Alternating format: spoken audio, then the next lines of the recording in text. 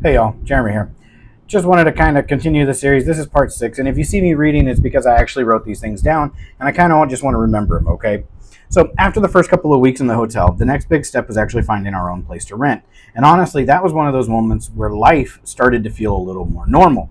So when you first arrive in another country like the Philippines, especially after moving all the way across the world, there's a strange kind of in-between feeling. You're there, you're physically in this place, but you don't feel settled yet. You're still living out of your suitcases. You're still trying to figure out your daily routine, which is completely different from the United States because you're also living in a hotel. You're still learning the stores, the roads, the food, the people, and the rhythm and the pace of life here in the Philippines. Now, for us, staying in the hotel was just a temporary step. It gave me somewhere to land, but it wasn't home yet. So finding a place to rent became our next mission. Now, I remember this part of our journey being a mix of excitement and uncertainty because I'm not just looking for a house or an apartment. I was looking for the first place of this new chapter of our life where it was actually going to begin. So the place that we would unpack our clothes, the place we would start building our routines, the place where we'd eat, sleep, talk, laugh, figure things out, and just begin turning this move into our real life together. Now, finding a rental in the Philippines was completely different from what I'm used to. Now, in America, there is a certain process most people expect. Listings, applications, credit checks, deposits, leases, background checks, all the normal steps that we're used to.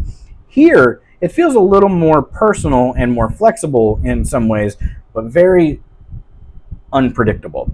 Some things were done through conversations with friends, talking to people. Some things depended on who you knew. Some places looked great in pictures and then completely different in person. Some of these places actually seemed okay at first, and then you noticed the little things that made you question whether it was going to be the right fit. Now, during this process, I'm still adjusting. I'm not trying to compare everything that I was used to back home in the United States, but that is very hard at first. Now, when you move to another country, your brain automatically starts comparing these things: the size of the room, the kitchen, the bathroom, the water pressure, the neighborhood, the roads, the noise, the security, and little things that you never really thought of before. And I actually had to remind myself that I'm not trying to create the old life in a new country. I'm here to build a new life here, so it's a different mindset. Eventually, we did find the place we decided to rent with the help of our great friends. And I remember that being a very big feeling of relief because it was well within our budget. It was comfortable. It was similar to kind of what we knew. Was it perfect? No, not at all. But it was ours for this season. Now, it was a place that we could finally stop feeling like we were just passing through. We could unpack our stuff. We could start buying the things that we needed for the home. We could start creating some kind of normal routine. And we could finally say, okay, this is where we are going to begin. And that meant a lot to me.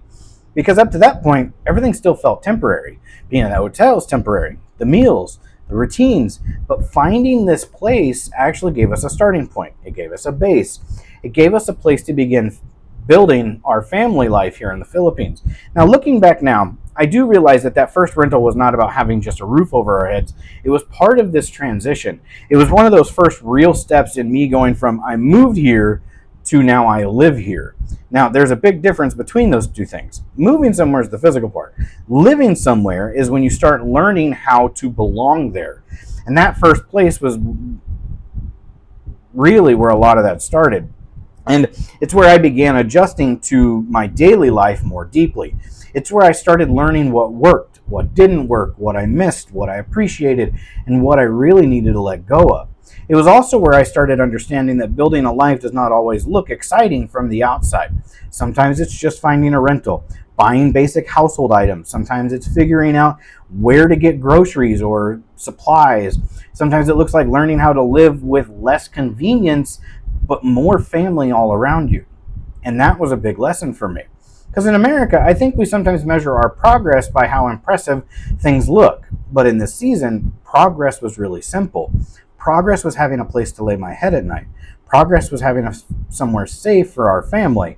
Progress was making a home out of what we had and waking up each day and slowly getting more comfortable in that place that once felt completely unfamiliar. I really do thank God for that because He did not just bring me to the Philippines for love.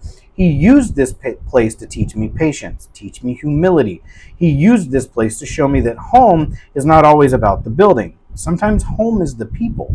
Sometimes home is the season God is walking you through. Sometimes home is the place where your family is learning how to grow together. Now, that first rental may not have been the final destination, but it's part of our foundation here. And it was the first place where this new life began to take shape. And for that, I will always be grateful. Peace and blessings. Remember, I love you.